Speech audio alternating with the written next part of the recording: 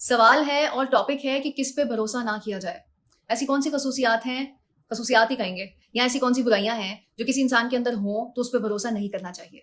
बहुत से लोग अपने करीबी रिश्तेदारों, करीबी दोस्तों, जो करीबी रिलेशनशिप हैं, उनमें कुछ ऐसी क्वालिटीज होती हैं नेगेटिव, कि उसके बावजूद उनको उन पे भरोसा करना पड़ता है। तो उनको कैसे टैकल करना चाहिए या उनके साथ कैसे चलना चाहिए। आज मैं आपको सिर्फ और सिर्फ एक क्वालिटी बताने वाली हूँ जो किसी के अंदर आपने देख ली तो आपने उस पर भरोसा नहीं करना। साथ ये भी बताऊंगी कि उनके साथ चलना कैसे है। ये भी बताऊंगी कि वो एक क्वालिटी अगर किसी के अंदर है, या एक बुराई किसी के अंदर है, बुराई कहते हुए मुझे अच्छा नहीं लग रहा, तो आपने उसके साथ किस तरह से चलना है, उसका इम्पैक्ट आपके ऊपर क्या आएगा और उसकी लाइफ पे क्या पड़ रहा है। किसी भी इंसान के अंदर अगर कंसिस्टेंसी नहीं है, मुस्तकिल मिजाजी नहीं है, तो आपने उस पर भरोसा किसी सूरत नहीं करना है। कुछ भी हो जाए आपने भरोसा नहीं करना, रिलाय नहीं करना, उसको उस कैटेगरी में बिल्कुल भी नहीं डालना जिस पे आप थोड़ा सा भी भरोसा करके सारी चीजें उसके कंधे पे रख देते हैं।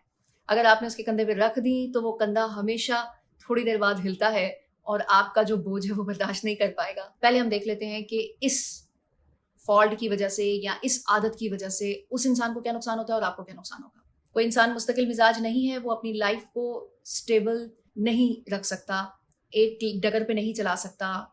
थोड़ा थोड़े अरसे बाद उसका माइंड चेंज होता है। वो 2 घंटे का स्पेल भी हो सकता है, वो 1 दिन का भी हो सकता है, 4 दिन का भी हो सकता है, हफ्ते का भी हो सकता है, लेकिन वो डिसीजन लेता है और फिर चेंज करता है तो उसकी लाइफ तो आपको लगेगी कि बिल्कुल खराब हुई हुई है, झंड हो गई है।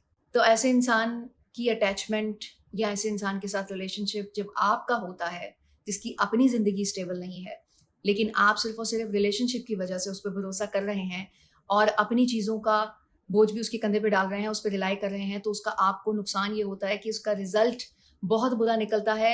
आपको धोखा मिलता है, जिसको आप धोखा कहते हैं। हम रिलेशनशिप को इंपॉर्टेंस देते हैं कि ये तो मेरा दोस्त था, ये तो मेरा भाई था, इसने मेरे साथ ऐसे कर दिया, हालांकि उसमें उस बेचारे का कोई कसूर नहीं होता।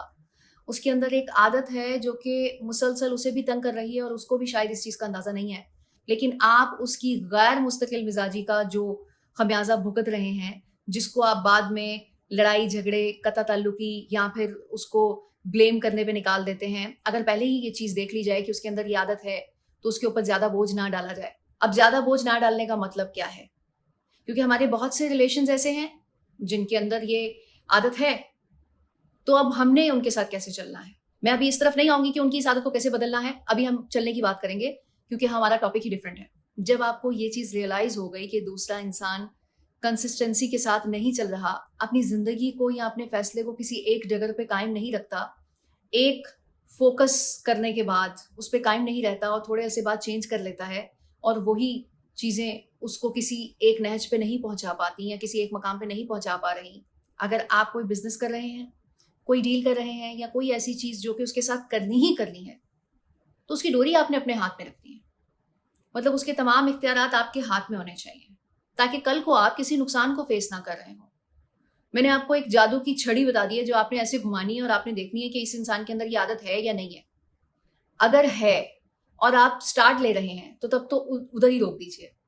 और अगर कुछ ऐसे लोग जिनके साथ आप काम करना शुरू कर चुके हैं या जिनके साथ रिलेशनशिप चल रहा है और उसके अंदर ये आदत है, तो तब उनके साथ आपको चलना है, क्योंकि रिलेशनशिप तो खत्म नहीं करना ना।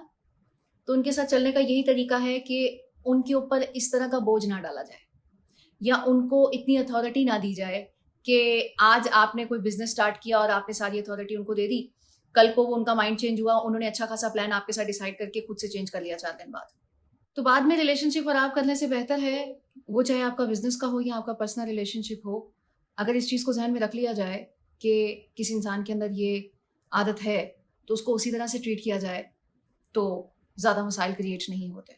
और अगर आप इस चीज़ को ध्यान में नहीं रख रहे होंगे तो आपको बाद में किसी न किसी स्टेज पे जाके इसका किसी तरह से तो अंदाज़ा हो जाएगा कि इसकी ये वजह है कि इसकी बेस पे हमारा रिलेशनशिप नहीं चल पा रहा, या फिर हम अच्छे से काम साथ नहीं कर पा रहे। तो नतीजा ये निकला कि किसी भी ऐसे इंसान पर भरोसा नहीं करना जिसके अंदर ये आदत है। अगर है तो उसके साथ चलना कैसे है, और ये किसी और वक्त डिस्कस करेंगे कि ये आदत हम किस तरह से उसकी ख़त्म कर सकते हैं या उसे मिनिमाइज़ किया जा सकता है।